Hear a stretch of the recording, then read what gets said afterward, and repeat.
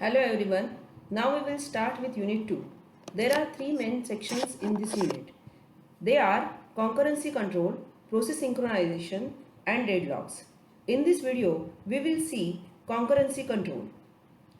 Under concurrency control, we will study principles of concurrency, OS concerns, process interaction, competitions among the processes for the resources, and cooperation among the processes by sharing and communication.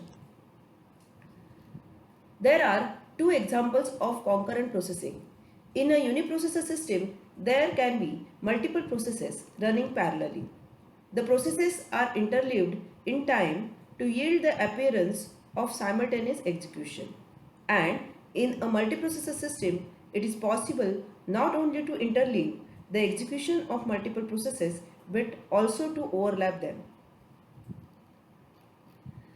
Principle of concurrency is regarded as the execution of multiple processes at the same time. Since it is practically not possible to have as many processors as there are processes, so the operating system switches processor from one process to another, allowing processor to execute a particular process for only given fixed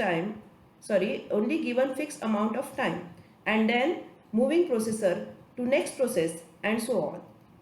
The multiple processes executing in the computer system using principle of concurrency can be divided into two types: independent processes and cooperating processes. The processes that neither affect working of other processes not affected by other processes are called independent processes. The independent process does not share any information or data with other processes. They execute completely independently.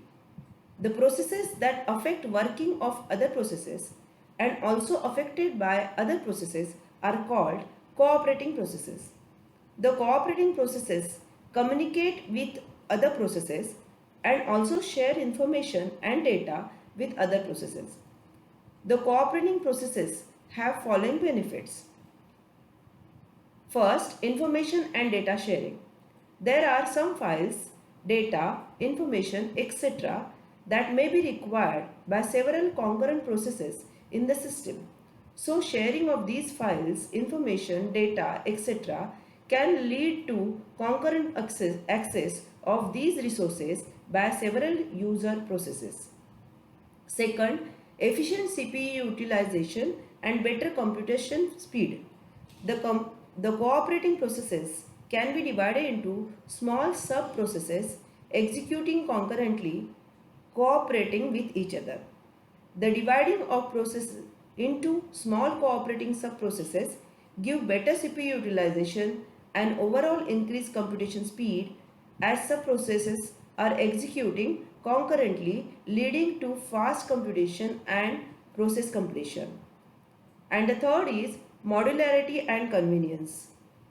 The cooperative processes are divided into sub-processes using modularity and thus have all the benefits of modular design. Also, this gives users convenience to do multiple tasks at the same time. The cooperative process or cooperative processes can be well understood with the help of producer-consumer problem, also known as bounded buffer problem. Next is race condition. A race condition occurs while multiple processes or threads read and write data items so that the final result depends on the order of execution of instructions in the multiple processes. Now let us consider two examples here. In first example, we are having two processes P1 and P2. They are accessing a global variable A, means the variable A is shared between P1 and P2.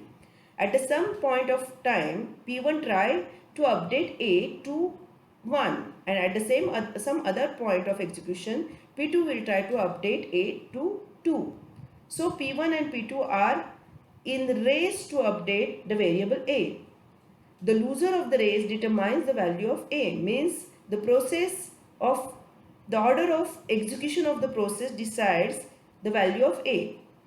Suppose here, if P2 executes at the last, Okay, P2 will decide the value of A. So that is the loser. Okay, at the end, the process which executes at the last is called as a loser. In second example, P3 and P4. Suppose there are two processes P3 and P4 which shares a global variable, two variables B and C. The initial value of B is 1 and C is 2. P3 executes B is equal to B plus C and P4 executes C equal to B plus C. P3 and P4 updates different variables. The final value depends on the order of execution. If P3 executes first, then B will be equal to 3 and C will be equal to 5. And if P4 execute first, then the value of B will be 4 and the value of C will be equal to 3. Now we'll see few operating system concerns.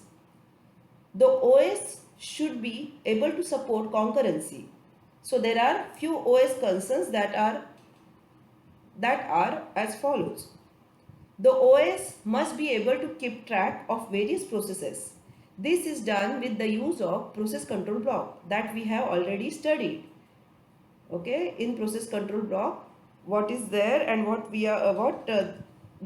information is stored in process control block, that we have studied at the very beginning of unit 1. The OS must allocate and deallocate various resources for each active process. At same time, multiple processes want to access same resources. So proper utilization of resources should be done by the operating system. One of the key functions of operating system is resource management. The resources can be process time, memory, files, and I/O devices. The operating system must protect the data and physical resources of each process against unintentional interference by other processes. And the functioning of the process and the output it produces should be independent of the speed at which the execution is carried out relative to the speed of other concurrent processes. Next, we will see the process interaction. The interaction can be classified into three ways based on the degree to which they are aware of each other's existence. First, process unaware of each other. These are independent processes that are not intended to work together.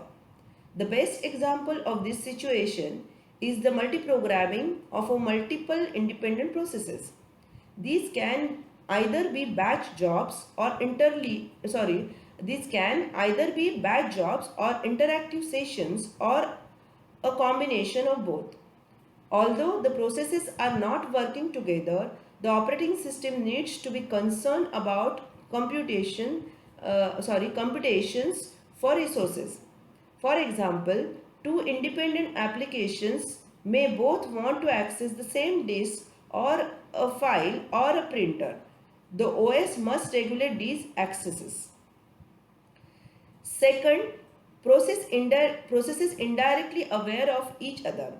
These are processes that are not necessarily aware of each other by their respective process IDs, but that share access to some object such as an I/O buffer.